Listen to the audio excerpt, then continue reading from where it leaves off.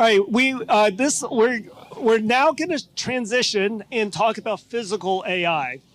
And, really, it's become an emergent priority. We've seen it here at Corporate Startup Lab. Many of our corporate partners, have been very interested in better understanding physical AI, exploring the implications, and what are the areas where it can have value in the enterprise. And we just had a great panel discussion about AI, transformation, and getting into issues about governance. And, I think that'll be part of this conversation. But now we want to also make sure we talk about physical AI, how it's maybe similar to AI that we're all familiar with, but also how it's different. So really that's our goal, is to talk about it, the enabling technologies, and then what are the opportunities to create value and also the challenges to present. So I'd like to introduce our panelists. We have Jennifer Apicella, who's the Executive Director of the Pittsburgh Robotics Network. Alessandro Oltramari, who's the President of the Carnegie Bosch Institute and the Senior Manager at Bosch Research. And also Professor Sebastian Scherer, who's Director of Safe Embodied AI at Field AI, which recently announced their expansion plans to Pittsburgh, and also a associate research professor here at Carnegie Mellon University. So really, first question, I will just ask each of you to kind of kick it off. Tell us a little bit more about yourself, your company or organization, and how do you define physical AI? And how is it maybe similar to what we think of when we think of AI, and how is it different? And maybe Jen, I'll just start with you. You're next to me. Sounds good. Right. Hi, everyone. Yeah, so Jen Apicella, Executive Director of the Pittsburgh Robotics Network. The Pittsburgh Robotics Network is a unique organization. If you are a region or a city that's not Pittsburgh, you might not need an organization like this. But I don't know how familiar you are with what's going on in Pittsburgh, but robots are kind of a big deal here. And we have over 125 robotics companies that operate here and growing, over 125 AI companies that operate here and growing, and then even more deep tech and advanced technology companies here. And they just have different needs for growth in terms of trying to get out of the lab and into the world. We've not yet seen robotics at scale as a thing. We're about to witness that right now. So all of us are witnessing that, and will soon be, one day history. And that's an exciting time. That's a very exciting time to be in. Now, the phrase physical AI, I love this phrase, by the way, because my background, I worked at IBM for over 10 years. And so corporate enterprise adoption of advanced technology is not a foreign thing to me. I got to sit at the forefront of that multi-industry. And so AI has been around for a long time, right? And just in different iterations of what it could do or what it could be applied to do, and what the resources were that would allow it to do so. And so the ease and the commoditization of what it's at now can now be applied to do something like in the physical world. So when I think of physical AI, I think about perception, right? So something has to perceive with sensors or cameras, computer vision, something like that. Then reasoning, right? So like a model has to, take that perception and reason with it. And then the big, I think, game changer piece is then action, physical action here in the world. And that's spatial awareness, right? That's how to then have something move. And then the timing of it, the context of, we don't even think about it, right? We just move through the world every day. That's actually quite complicated, quite a complicated thing. So that's why I think it's such a big deal. It's such a big breakthrough. And that's sort of a big leap from the AI of yesteryear versus the AI that's being applied in the physical realm today. Great. Alessandro. Yeah, so Alessandro Oltramari. My background is in cognitive science, so I always say that I hide among engineers, even at Bosch, but they found out who I am. I'm really interested in problems like human-machine interaction and reasoning.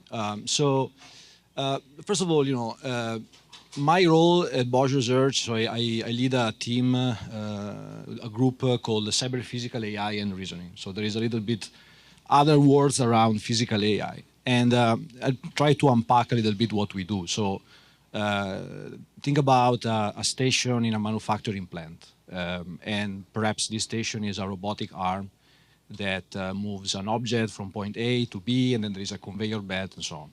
So there is a physical process that you can observe, and then there is code that is getting executed as a counterpart of this physical process. Now, scale this up. So think about multiple stations, multiple lines, multiple plants. There are a lot of human operators that are making critical decisions at different levels. Levels of the line, level of the plant management, for instance, ramping up a new line, decide how to optimize production. And so this is where we come in. So we build solutions, echoing also what Jennifer was saying, that cover sensing AI, of course, foundation models, reasoning, and I would say before action, we look also at decision support, decision augmentation, when the human is still there making the call. And of course, this is very important when you deploy this system in the physical reality, which is, again, the delta that we have been seeing the last few years from digital AI or LLMs to physical models is that they have to act in the physical world where the constraints and the requirements are much harder, I would say, grounded on requirements, again, from companies, from the tasks at hand, and that is where I would say the challenge these days is very prominent. Okay, great. Sebastian. Hi, my research focuses a lot on autonomy in unstructured environments, and so in kind of extreme environments. And might want to start a little bit explaining on what I mean by that. So if you think about a large language model, like your chatbot or something like this, it's in some sense still very structured, right? Like we invent language, we use that language to communicate, so that is very structured. Then if you relax it a little bit to, let's say, autonomous driving or flying, right? We have rules. There's still more structure there and structure helps us, make the problem a little easier, right? Because now you can, like earlier you said, hey, if you have guardrails, now we can drive faster, right? So the structure helps simplify the problem. But as you go towards robotics out in the field, the question is, there's going to be less and less structure there, right? And so, in terms of field AI, one of the goals is really in these unstructured environments, right? So if you think about a construction site where things can change all the time, there's not necessarily defined paths, lots of rules. How do you do this decision making? And that's, I think, where, this term physical AI really kind of makes sense in the sense that now we have some new algorithms coming in. We have convergence on the hardware and sensing side that we can now handle these types of unstructured situations much more. And that's the big distinguishing factor between just some chatbot LLM and something that's a physical system that's out there. I mean, there's of course the safety aspect as well, but just in terms of problem complexity, it's just a much harder problem. What are some of the use cases or industries where you're seeing the most advances with physical AI, or where you're sort of excited about the potential? And maybe Jen, I'll kind of leave with you on this one too. Yeah, so something that's very interesting right now about physical AI is that 10 years ago, right, it's not like this technology was not being developed or engineered, right? It was absolutely possible, but the economics of it were not quite feasible, right? Or just the level of effort, right? I often say is the juice worth the squeeze to get that done? Because in a business, right, if you're a startup and you developed some type of breakthrough technology, it's amazing, right? And in academia and in research and development, you can be lauded as being a genius, right? It could be spectacular.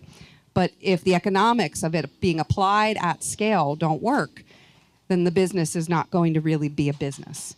And so the industries I see right now that are hungry for adoption and actually starting to apply the resources financially around that, we're seeing a lot of stuff in space, right? Places where you can't put human bodies. Like humans can't be put to work in space.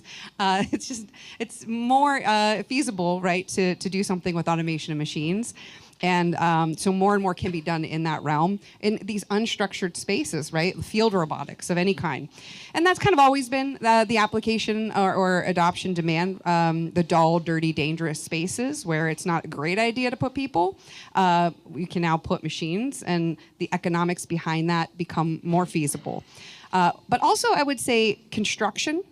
And these are spaces where humans are needed, but there just aren't enough humans, and they need what I call power tools of modern business, right? People look at robotics as being this scary thing that's going to take jobs away or replace humans, and there's some type of swapping out that occurs. There's transition for sure there, but ultimately, these are power tools. These are things that help humans be safer, faster, more efficient, and so there should be an embracing of that. And so I see more of that happening. We see that in hospital operations, right? Again, places where there just aren't enough people, or it doesn't make sense to just distribute people willy-nilly everywhere. Give them more tools so that they can be more capable and more impactful in the spaces where we really need humans and not machines to perform. Okay. Alessandro? Yeah. So, to make a few examples from what I see right now, more relevant at Bosch. Again, going back to manufacturing plants, we are working a lot on manipulation tasks. So try to have bimanual or humanoid robots, complementing, in some cases, replacing humans in a line. Think about tasks like, of course, picking an object and moving it to another part of the line. But also more fine-grained tasks like plugging a cable on an ECU or on a component, right? So the trajectories, the complexity of an object like a cable and the plugging are still very hard for robots to solve.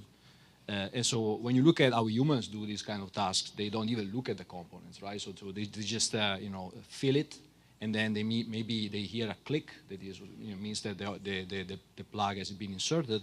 But for robots, that task is executed in a different way. The data that are needed are different. And so these are some of the things that we are currently doing. However, again, I think healthcare, for instance, elderly care assistance is a great topic. Of course, we know that countries like Japan, for cultural reasons, have adopted this type of platforms before us, but there is a lot of opportunities there as well. In this particular area, actually, and there now I wear my CBI hat, we've just offered a postdoctoral position to a student who's working on trying to, so using a mobile robot in a residential home to try to infer intentions of people that are occupying that home with a target, again, on assistive technologies. And so, and then I'll finish with my CBI part of thing. So I didn't introduce myself also as CBI president earlier, but what we do at CBI is really we try to stimulate synergies between academia and industry. I think Chris earlier was talking about responsible AI, the fact that here at CMU, we have the capability of grounding this discussion on responsibility on what is going on here. A year ago, CBI organized a symposium on responsible and sustainable AI as an example, again, of things where we try to gather, to put together companies and the university and discuss relevant topics in the area. And yeah, maybe I'll add one more use case. Yeah. So, which is, I think there's still a lot of industries that are very analog in some sense, and so just having the ability to digitize your environment and keeping track of it, knowing what's going on efficiently is already a very big value, right? That's a pretty low-hanging fruit. Like as an example, back to construction side, right? Just being able to monitor, digitizing the process, knowing the as-built, seeing, oh, these are the deviations. They put the pipes over here instead of over there. That in itself is already a very big value, and that construction is just one example. But you have to be able to get that data, right? And getting that data is actually the hard part. The customer doesn't care about this in some sense, right? But It's definitely one thing. I think. Oh, go ahead. And we all skipped over it, but I would be remiss if I didn't mention defense. I know that that's a controversial one for sure, but let's just say geopolitically, right, with the rise of AI, right, to stay competitive and to make sure that each nation has to protect its citizens, and so to do that, we're seeing a tremendous demand in the defense industry for sure to apply autonomy in so many different ways. Okay, great. And if I can actually That's good. Jennifer, You're this. making my job easy. I love it. So an example actually of something that Basti and I and teams are kind of doing together is this triage. I was hoping you were going project. there. I was going to prompt you. You're welcome. You're welcome. Yeah. And so this is a use case that you may be able to describe better than me, of course, but it's about disaster management, battlefield. So try to combine remote sensing and robotic platforms to do automatic triaging, understanding the severity of an injured person. Was it correct? Good. Yes. Good. So now, of course, this is based on defense type of use cases, but you can see an application in civilian use cases like a ER that is equipped with robots and sensors to do triaging before seeing a nurse. There are cities that have this as a demand, of course, as a requirement, as a problem, and so I think this is exactly one example where robotics is very ubiquitous in terms of offers of technologies. Yeah. Okay. I'm going to stay down there with Sebastian, and VLA models, right? People have been talking about them.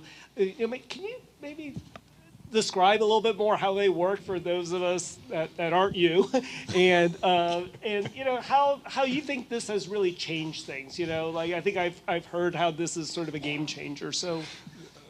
Yeah. So I guess these. Maybe I'll talk a little bit about VLA models and then also why I think we're taking a little different approach. Okay, go for it. Yeah. So I think there's visual language action models. Basically, the idea is you have visual, you have language, you have multimodal inputs, and then you go directly to outputs from there. Now the nice thing is it's an end-to-end trainable solution, so you can basically add more data and hopefully it will be able to do more tasks and do that. There are of course also challenges with this how does it scale, right? Will it scale to all the tasks? How do you know it's safe, right? Will it be able to always do the right thing? What happens if it sees something completely new? Out of domain, so there's also many challenges there. Kind of putting on my field AI hat, I think one of the things that we're doing there is a mixed approach that we call field foundation models, which basically tries to have a sense of risk awareness and uncertainty as well, so you can probe. You have essentially an envelope, and you know where you know and where you don't know. Especially in these uncertain, high-consequence environments, you don't want to just try and do something because it might actually have some bad outcomes. Yeah. No, thanks. And then, sort of talking about data, and then, Alessandro, I know in several of our calls you've talked about data, the cost of acquiring real data, the potential with synthetic data. How do you balance the two? Even sharing data across platforms. Maybe can you talk a little bit more about that, and how that fits in the context of physical AI and enabling these use cases? Sure. So I think there is a little bit of a myth that the data are there, are ready, and then you just throw this data to models and the output will be gold. And I think this is a little bit of a myth. Again, I think there is a lot that goes into harvesting the data, curating the data, representing, reasoning over the data. Recently, there's been a paper on AI magazine on AI-ready data. So what does it mean? It means that your data set, if they are already internally coherent, semantically consistent, that goes a long way when you go and train models, because that communicate to models these are consistent patterns that you should use in the training phase. And of course, what these models are great about on doing is really take these patterns, find these patterns at scale and with all the variants around it, and maybe new patterns that are derivative, right? So this is important. So any company, I think, that is active in the area of physical AI needs to devote efforts, resources to collect and curate the data. Now, of course, because we are talking about physical AI as the next big thing, something has been the trigger for this revolution, and this something is synthetic data. So the capability of generating plausible and realistic, physically realistic data from simulations. And what this gives you is the capability of collecting only small data sets from the real world, because collecting data sets from real world is very expensive. Think about a plant, again, going back to that example. When you collect those data, you have someone in the line that is going to do that and not do other tasks that he was tasked with at the beginning. So there is human resources, an infrastructure that needs to be put in place, time. And so you want to collect only the real data that you need, and then leveraging the synthetic data. And so there are different recipes to do that. I'm not going to go into the details there. And so I think that's the key, really, for physical AI. Anyone want to chime in more on the data or the models? Maybe one more thing before, maybe Basti has something there. In physical AI, there are, I think, I was talking about patterns. There are at least three, I would say, important patterns that need to be reconstructed out of the data. So time, space, and causality. Time, again, going back to the example, you put a robot on a line and it takes forever to do something. You don't use the robot because it costs you money.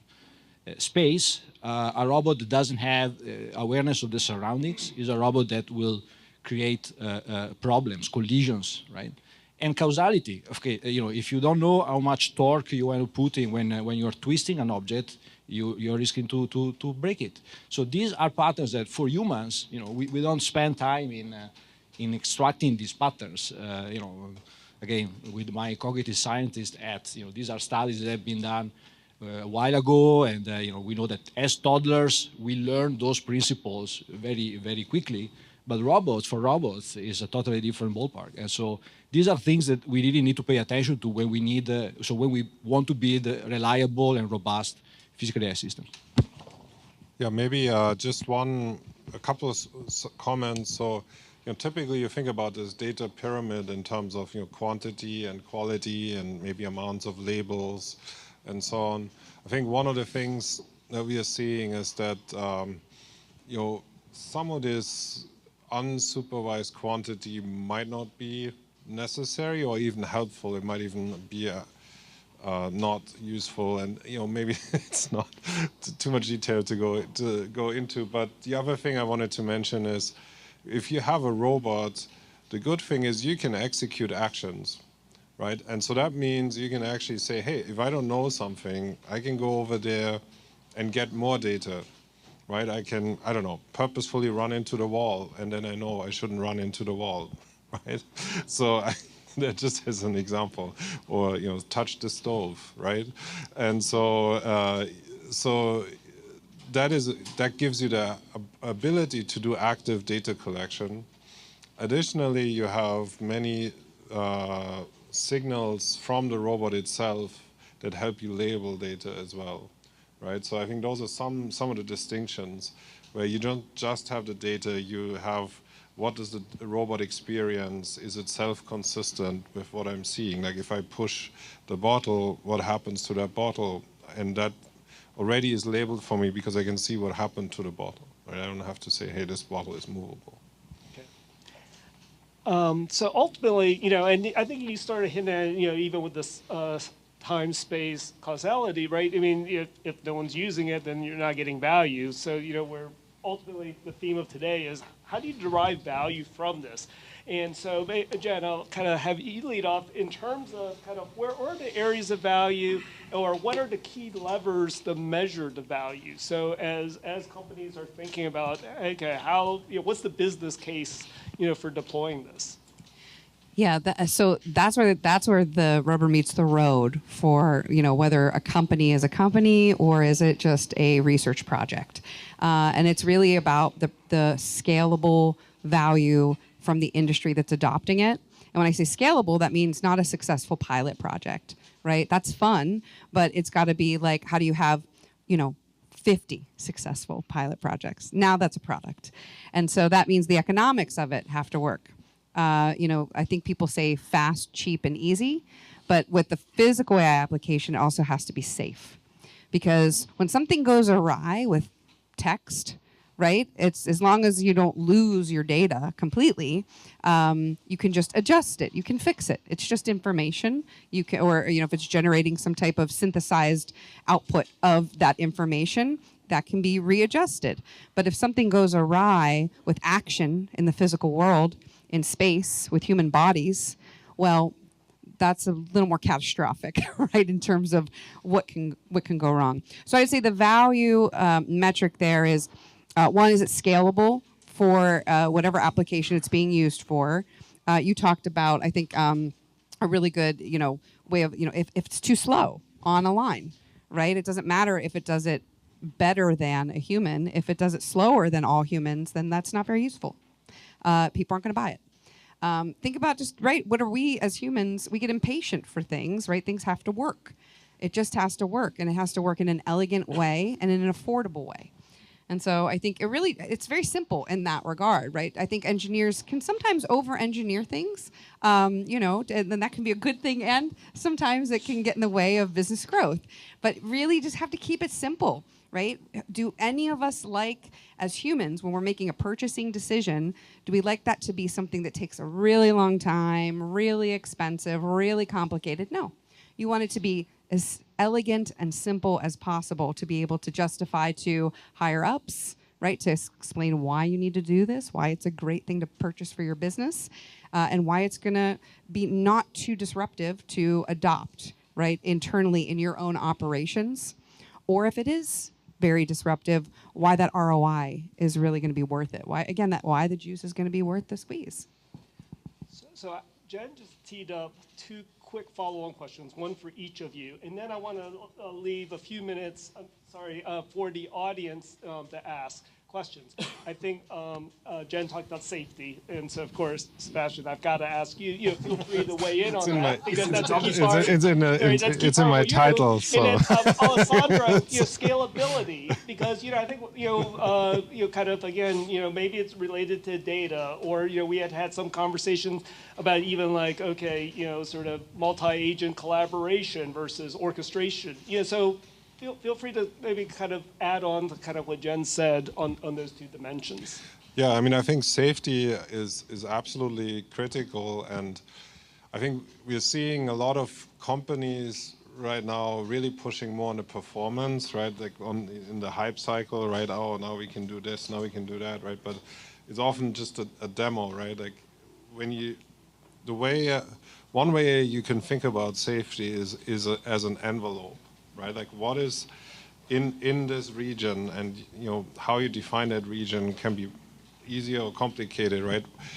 Is everything in that region safe, right? And so the question is how do we define that envelope for more complicated systems, right? Like if you have an aircraft, as an example, is a little easier where you say, okay, don't exceed that bank limit or something like this. Within that bank limit and at this speed, I know it's safe, right? It's not going to fall apart, and the control is going to be stable, and everything's good. Once you go beyond it, you're on your own, right? But how do we define the equivalent for these physical systems, right? That's one way to think about this whole safety challenge that we have, right?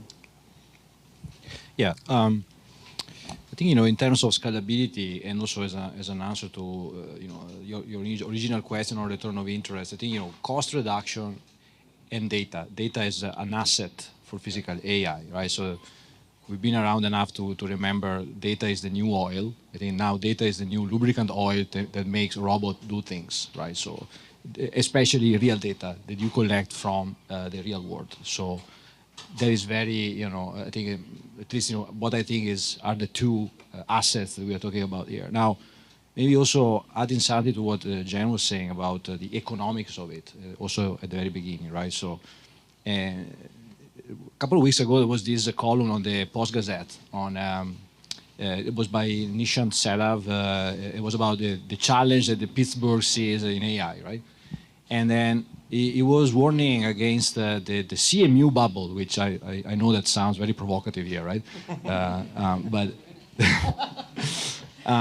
but it was exactly this. So, we are in the top university in the world for AI and robotics, and we keep seeing this over and over, even when AI wasn't cool, right? And but what is missing to this ecosystem to get to that point, at least this is what the author was saying, and I kind of also agree with that, is that if we don't train the workforce to use these systems, to operate the system at scale, going back to scale, then the risk, of course, is that the bubble explodes and there is no, I would say, benefit for the larger community.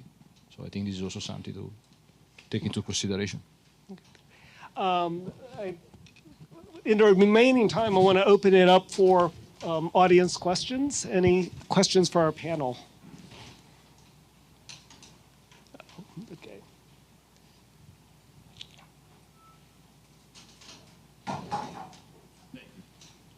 One of the industries that I was surprised not to hear about was athletics and sports in general, just because of how big it is here in Pittsburgh. One of the questions I had was, what are the biggest advancements that you're seeing as far as sports optimization, and how are you seeing it improve athlete performance and coach performance as well? So I can give one example. We had a project a couple of years ago on really improving tracking and reconstruction of people using like a team of drone that basically follows people. And so now you're getting much higher resolution information about, okay, what's going on with what, who is, how they're moving at a much more detailed level beyond just a skeleton of a constraint. So you can think about applying a similar idea to just stadium cameras, and then you can actually also figure out what is your opposing team doing, right? See their weaknesses. So I think there's a lot that can be done in this space as well. And I mean, of course, now we're also seeing lots of humanoids doing sports, right? I mean, that's going to be the next fun thing, right? Yeah, I was going to say, so I think, so there's a ton of advanced technology being adopted, like in sports, whether it be in the stadiums themselves or by the teams, right, to optimize training. I'm seeing it more, though, in injury prevention or addressing the physicality, like injury, so more on the healthcare side in terms of how to keep an athlete at their, at their top performance, in terms of whether that be assistive things for, interventions if they have an injury to improve recovery, things to, so I'm seeing a lot of more like physical AI optimization applications around that. But I'm not seeing as many robots injected into the sports themselves, but a ton of AI and computer vision and simulation going on. Are you seeing anything regarding pose estimation as far as using that to increase the athlete's performance regarding their technique, like having a reference for a perfect jab in boxing, with for reference all the boxing to improve that technique when the LLM is able to recognize the difference? Are you seeing anything on that regard? Yeah, I mean, I think what I would say I think the answer is probably somebody has done this, but I think if you're really excited about it, I think next week is some pitch competition. So if you have an idea, you can pitch it and win and get some money to start a startup. So we have time for one more question with maybe quick lightning answers. So. Hi. One of the things we've seen in the digital age is a sort of brain atrophy. And with AI, it tends to happen about 1,000 times faster. What I'm saying is we've seen the human in the loop tend to let their guard down very quickly. And as professionals in physical AI, what are your thoughts on that? Where is this going? Maybe this is a boring question, sorry. Yeah, I was going to say, I don't know that I'm seeing that in the applications I'm witnessing. The industries, we talked about the cool new emerging industries, but the ones that have already adopted it and are already sort of more mature, like warehousing and logistics, the industrial sector automation, I feel like those, the human in the loop and the workflows that are already, integrated into those spaces, again, it's like operating a power tool. You have to have your wits about you. Like if I have a drill in my hand, I'm not going to be tuned out. And if I have a large machine that is largely, an intelligent, operating machine, I'm very aware of that in the space, and most humans are. So I would say when it comes to physical AI, I'm seeing more stimulated, heightened response because safety is of the utmost importance, and it's there to augment you. And it's a machine, right? It's like my car. I don't fall asleep when I'm driving a car. I mean, that happens, but as a practice. So yeah, I would say that I'm not seeing that mostly because it's in the realm here with us and it's stimulating us and it's engaging us. Embodied AI is another way to refer to that. And I like that word because it's embodying space and that engages us. Yeah, I think, what we haven't, so the elephant in the room is that we talked a lot about robots, but physical AI is much broader. So it's embodied, is sensing and interaction. Think about the use case, right? Of you are driving and then you are about to fall asleep, but then you have sensors that actuate a warning system in your car, and so you wake up, maybe to the steering wheel or so on. So, no pun intended, but attention is all you need, like the famous paper. I think I see a risk when you have these mechanisms of engagement using apps and social networks, but not in physical AI. So the former may actually hinder the latter, but I don't see in physical AI in and of itself a risk such as you were depicting at least. Just to make sure that I'm not the last person you hear from, would anyone from the panel like to offer any parting thoughts, or each of you just kind of quick thoughts, either something we haven't covered or something to look for in the next 6 months before we get together again? I think, we talked about or at least we hinted at the NFL draft next week, right? So I'm very excited by that. So much that last Saturday I went to the Kamin Science Center to watch the Football Town, the documentary that the NFL has prepared for this event, right? So if you have watched that or not, but it's not a spoiler. There's a lot about the legacy in Pittsburgh, the toughness, the grit of the steel industry. And so as I was watching that, I was thinking to myself, what if 10 years from now we have another draft? And maybe instead of talking about the legacy of the steel, is the legacy of physical AI in Pittsburgh. So of course, is 100 years it took to build the legacy in steel. It won't take 100 years to build the legacy in physical AI. It can't. So it would be 10 years, 5 years from now. And so I think there is an opportunity, I think, that Pittsburgh has to grab it, to push for it, as Joanna Doven of the AI Strike team keeps saying. And I think, this is a great opportunity for the city. So somebody earlier was saying, go in downtown and spend money. I think we really need to support this. All right. Go spend money. All right. All right. Well, Sebastian, Alessandro, Jen, thank you for joining us and really having this great conversation about physical AI.